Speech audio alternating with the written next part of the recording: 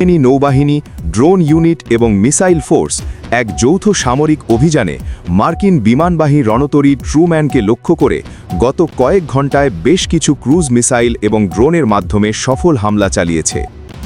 Yemeni সশস্ত্র বাহিনী নিশ্চিত করছে যে তাদের এই ধারাবাহিক প্রতিরক্ষা অভিযানের ফলে মার্কিন শত্রু বাহিনী ইয়েমেনের সামরিক সক্ষমতাকে কোনোভাবেই ক্ষতিগ্রস্ত করতে পারেনি।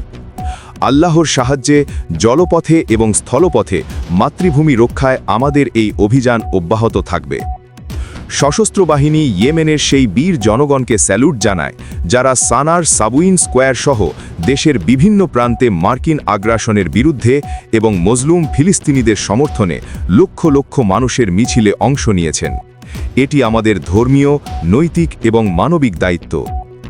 শত্রুরা শীঘ্রই বুঝতে পারবে যে ইয়েমেনের এই সংগ্রামী জনগণ একমাত্র মহান পরাক্রমশালী আল্লাহ ছাড়া আর কারোর কাছে মাথা নত করবে না। আমরা তার উপরই ভরসা করি এবং তার কাছেই সাহায্য চাই। ইয়েমেন দীর্ঘজীবী হোক, স্বাধীন এবং সম্মানিত। বিজয় ইয়েমেন এবং মুসলিম উম্মার জন্য অবধারিত। তারিখ 13ই শাওয়াল 1446 হিজরি, 11ই এপ্রিল 2025 খ্রিস্টাব্দ।